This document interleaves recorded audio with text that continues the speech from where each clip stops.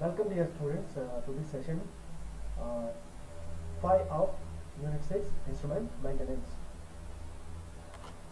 In previous units we studied about instrument precautions in instrument usage and precautions for instrument safety. ಅಂದರೆ ಯಾವ ರೀತಿ ನಾವು ಲ್ಯಾಬಲ್ಲಿ ಇನ್ಸ್ಟ್ರೂಮೆಂಟ್ನ use ಮಾಡಬೇಕಾದ್ರೆ ಪ್ರಿಕಾಷನ್ಸ್ನ ತೊಗೊಳ್ಬೇಕು, ನಮ್ಮ ಪರ್ಸನಲ್ ಪ್ರಿಕಾಷನ್ಸ್ನ ಯಾವ ರೀತಿ ತೊಗೊಳ್ಬೇಕು, ಜೊತೆಗೆ ಇನ್ಸ್ಟ್ರೂಮೆಂಟ್ ಸೇಫ್ಟಿ ಇನ್ಸ್ಟ್ರೂಮೆಂಟನ್ನು ಕೂಡ ಯಾವ ಸೇಫ್ ಆಗಿ ಹೇಗೆ ಯೂಸ್ ಮಾಡೋದು, ಸೊ ಇದ್ರ ಬಗ್ಗೆ ನಾವು ಡಿಸ್ಕಸ್ ಮಾಡಿದ್ವಿ. In this session we are going to discuss about interference, effects of interference and prevention of interference. So interference ಅಂದ್ರೆ ಏನು, so the definition, nature and causes of interference, so the effects of interference and prevention of interference. So ಈ topic ಬಗ್ಗೆ ನಾವು discuss ಮಾಡೋಣ. So moving on, interference can be defined as any kind of physical influence on a given system which reduces the quality and performance of the system. ಅಂದರೆ interference ಅಂದರೆ ಒಂದು physical influence, ಒಂದು external ಆಗಿ ಒಂದು ಯಾವುದೋ ಒಂದು disturbance ಏನಾದರೂ ಆಗುತ್ತೆ. ಸೊ ಆ ಸಿಸ್ಟಮ್ ಡಿಸ್ಟರ್ಬೆನ್ಸ್ ಆದಾಗ ಆ ಸಿಸ್ಟಮ್ ಕ್ವಾಲಿಟಿ ಮತ್ತು ಪರ್ಫಾರ್ಮೆನ್ಸ್, ಸೊ ಔಟ್ಪುಟ್ ಆಗಿರ್ಬೋದು ಅಥವಾ ಅದರದ್ದು ಯೂಸೇಜ್ ಆಗಿರ್ಬೋದು, ಅದು ಅಫೆಕ್ಟ್ ಆಗೋದನ್ನು ನಾವು ಏನಂತ ಕರೀತೀವಿ, ಇಂಟರ್ಫರೆನ್ಸ್ ಅಂತ ಕರೀತೀವಿ. So as you can see in that diagram ಏನಾಗುತ್ತೆ, so there will be multiple ways of coupling. Radiation ಮುಖಾಂತರ ಇಂಟರ್ಫರೆನ್ಸ್ ಆಗ್ಬೋದು, ಅಥವಾ ಕೆಪಾಸಿಟಿವ್ ಕಪ್ಲಿಂಗ್ ಮುಖಾಂತರ ಇಂಟರ್ಫರೆನ್ಸ್ ಆಗ್ಬೋದು, ಅಥವಾ ಇಂಡಕ್ಟಿವ್ ಕಪ್ಲಿಂಗ್ ಮುಖಾಂತರ ಇಂಟರ್ಫರೆನ್ಸ್ ಆಗ್ಬೋದು, ಅಥವಾ ಇನ್ನು ವರ್ಸ್ಟ್ ಕೇಸ್ ಕಂಡೀಷನಲ್ಲಿ ಡೈರೆಕ್ಟ್ ಆಗಿ ಒಂದು ಕಂಡಕ್ಷನ್ ಕೂಡ ನಡೀಬೋದು. ಸೊ ಎಲ್ಲ ರೀತಿಯಲ್ಲಿ ಕೂಡ ಇಂಟರ್ಫರೆನ್ಸ್ ಆಗೋ ಸಾಧ್ಯತೆ ಇರುತ್ತೆ.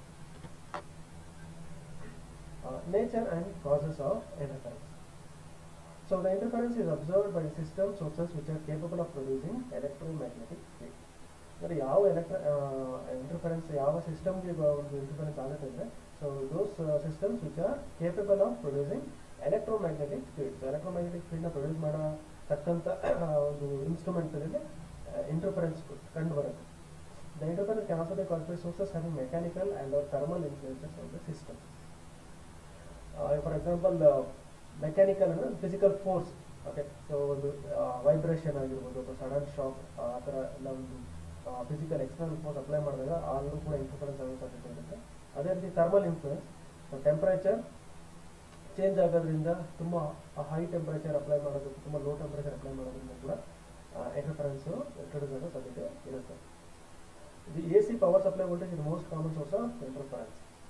So A C supply voltage ಅಂದರೆ 50 Hz or 60 Hz, that is the most common source of interference in the instrument. ಯಾಕಂದರೆ all instruments derive the power from A C. ಯಾವುದೇ ಇನ್ಸ್ಟ್ರೂಮೆಂಟ್ ಯೂಸ್ ಮಾಡಬೇಕಂದ್ರೆ ಪವರ್ ಸಪ್ಲೈ ಬೇಕು. So A ಸಿಯಿಂದ power supply ತಗೊಳ್ತೀವಿ, and that will be rectified and used for further stages. But ಅಲ್ಲಿ A C source itself introduces interference into the instrument. Temperature change affects the semiconductor devices. So because you know semiconductor devices, so they are having negative temperature coefficient. ಅಂದರೆ temperature rice ಆದಂಗೆ ಒಂದು semiconductor resistance decrease ಆಗ್ತಾ ಹೋಗುತ್ತೆ.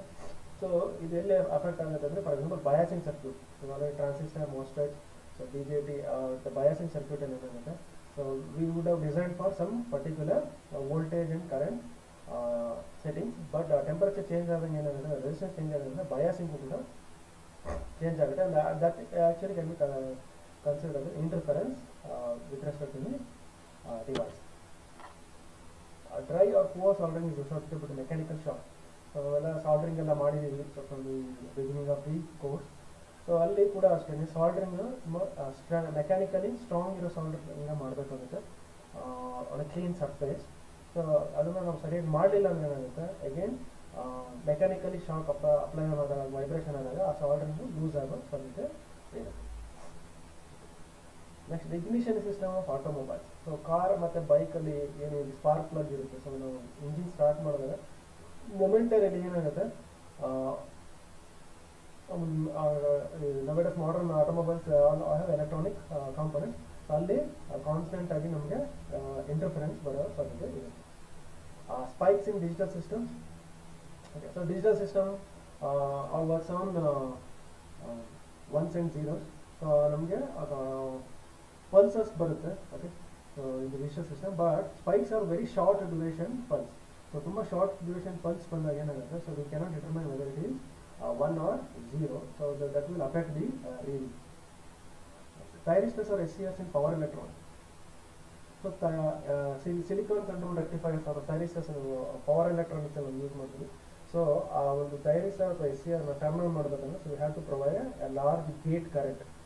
So that is nothing but a pulse. So ಗೇಟ್ಗೆ ಕರೆಂಟ್ಗೆ ಒಂದು gate terminal ಒಂದು pulse ನಾವು ಅಪ್ಲೈ ಮಾಡಬೇಕು.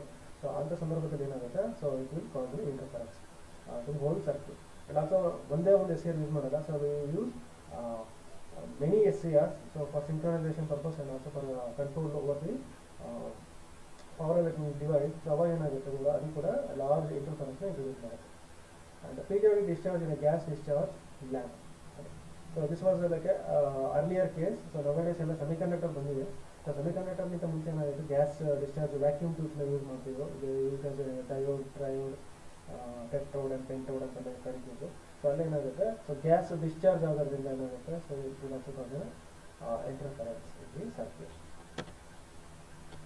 Next effects of interference. So ಇದರಿಂದ ಏನು ಸಮಸ್ಯೆ ಆಗುತ್ತೆ ಇಂಟರ್ಫರೆನ್ಸ್ ಇಂದ ಅಂತ ಅಂದರೆ, so power quality problems with electronic equipments ಅದೇ voltage drops, equipment failure, reset etcetera. ಅಂದರೆ ನಾವು ಏನು ಮೆಜರ್ ಮಾಡೋದಕ್ಕೆ ಯೂಸ್ ಮಾಡ್ತೀವಿ ಎಲೆಕ್ಟ್ರಾನಿಕ್ ಎಕ್ವಿಪ್ಮೆಂಟ್, ಸೊ ಅದರಲ್ಲಿ ಸಮಸ್ಯೆಗಳು ಉಂಟಾಗುತ್ತೆ. ಸೊ ವೋಲ್ಟೇಜ್ ಡ್ರಾಪ್ ಆಗ್ಬೋದು, so interference with reading system, equipment failure. ಈಗ ಮೆಕ್ಯಾನಿಕಲ್ ಶಾಕ್ ತುಂಬ ಬೇಕಂತಾನೆ ಅದ್ಮೇಲೆ ಫೋರ್ಸ್ ಅಪ್ಲೈ ಮಾಡೋದು ಅಥವಾ ಮೇಲಿಂದ ಕೆಳಗೆ ಎತ್ತಾಕೋದು ಎಲೆಕ್ಟ್ರಾನಿಕ್ ಎಕ್ವಿಪ್ಮೆಂಟ್ನ, ಅಥವಾ ಮೇಲೇನೋ ಒಂದು ಭಾರವಾದ ವಸ್ತು ಇಡೋದು. ಸೊ ಆ ರೀತಿ ಎಲ್ಲ ಮಾಡಿದಾಗ ಏನಾಗುತ್ತೆ, ಎಕ್ವಿಪ್ಮೆಂಟ್ ಫೇಲ್ಯೂರ್ ಆಗೋ ಸಾಧ್ಯತೆ ಇದೆ. ರೀಸೆಟ್ಸ್, ಸೊ ರೀಸೆಟ್ ಆಗೋದಂದರೆ so it cannot consistently provide the reading. So ರೀಡಿಂಗ್ನ ಕೊಡೋಕ್ಕಾಗಲ್ಲ. So due to the fact that there is a lot of interference. Inaccurate readings and data from the signal noise can negatively affect the whole process of research. Suppose ಯಾವುದೋ ಒಂದು interference ಬರ್ತಾ ಇದೆ ಅಂತ ಅಂದ್ಕೊಂಡ್ರೆ, so it affect all the readings, ಎಲ್ಲ reading ಕೂಡ ಅದು affect ಮಾಡುತ್ತೆ.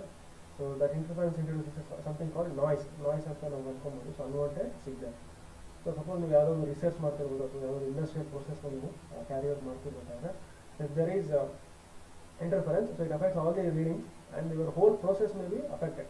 ಸೊ ನೀವು ಇಂಟರ್ಫರೆನ್ಸ್ನ ನೀವು ಗಣನೆಗೆ ತೆಗೆದುಕೊಳ್ಳದೆ ಸುಮ್ಮನೆ ನಾವು ರೀಡಿಂಗ್ ತೊಗೊಂಡು ಅದನ್ನು ಪ್ರೊಸೆಸ್ ಮಾಡಿದ್ರೆ, so it will entirely affect that research or whatever the industry process is doing, and it will reduce the quality of the process. Prevention of interference. So ಹೇಗೆ ಇಂಟರ್ಫರೆನ್ಸ್ನ ಪ್ರಿವೆಂಟ್ ಮಾಡೋದು? Grounding. So already studied in the previous session. So grounding is nothing but collection of measures in order to send the spurious electric field or current to the arc potential. Okay. So for example, ನೀವು ಯಾವುದೇ ಒಂದು electrical ಅಥವಾ electronic equipment ತಗೊಂಡ್ರೆ, so ಅಲ್ಲಿ ಒಂದು grounding terminal ಅಂತ ಇರುತ್ತೆ. So 3 terminals ಇರುತ್ತೆ, ಲೈವ್, ನ್ಯೂಟ್ರಲ್ ಆ್ಯಂಡ್ ಗ್ರೌಂಡಿಂಗ್ ಅಂತ. ಸೊ ಗ್ರೌಂಡಿಂಗ್ ಟರ್ಮಿನಲ್ ನೀವು ಏನು ಮಾಡಬೇಕು, so you should always ensure that the ground is connected to the earth. So ಭೂಮಿಗೆ ಏನಾದರೂ ರಿಟರ್ನ್ ಕರೆಂಟ್ ಹೋಗುತ್ತಲ್ಲ, ಕನೆಕ್ಷನ್ ಕೊಟ್ಟಿರ್ತಾರೆ. ಸೊ ನೀವು ಅದನ್ನು ಯೂಸ್ ಮಾಡ್ಕೊಬೋದು. Shielding, magnetic shielding, electromagnetic shielding ಅಂತ ಬರುತ್ತೆ. ಓಕೆ. ಸೊ ಅದು ಕೂಡ ಏನು ಮಾಡುತ್ತೆ, ಎಲೆಕ್ಟ್ರೋಮ್ಯಾಗ್ನೆಟಿಕ್ ರೇಡಿಯೇಷನ್, ಎಕ್ಸ್ಟರ್ನಲ್ ಇಂಟರ್ಫರೆನ್ಸ್ ಅನ್ನೋದು ಅವಾಯ್ಡ್ ಮಾಡುತ್ತೆ. So that also we have studied in previous sessions. Isolation transformer.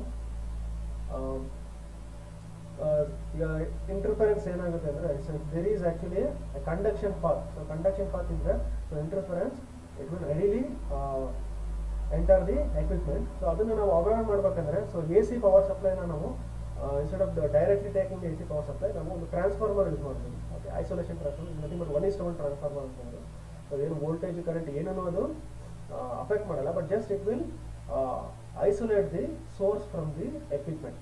Okay. Suppose ಏನೋ ಸೋರ್ಸಲ್ಲಿ ಶಾರ್ಟ್ ಆಗೋದು ಅಥವಾ ಏನಾದರೂ ಒಂದು ಹೈ ಕರೆಂಟ್ ಬಂದು ಕೂಡ ಅದು ಇಮಿಡಿಯೇಟಾಗಿ ಎಕ್ವಿಪ್ಮೆಂಟ್ ಅಫೆಕ್ಟ್ ಮಾಡಲ್ಲ. So there will be some safety mechanism to shut down the transformer.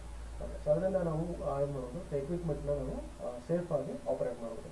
Isolation transformer. With this we come to the end of this session.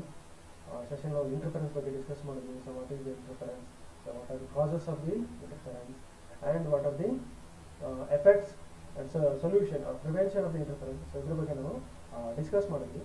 Okay. So you can answer these questions and get a fair idea of what we have discussed in this session.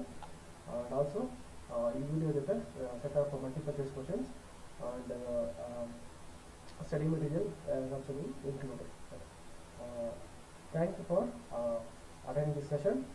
We'll meet in the next session.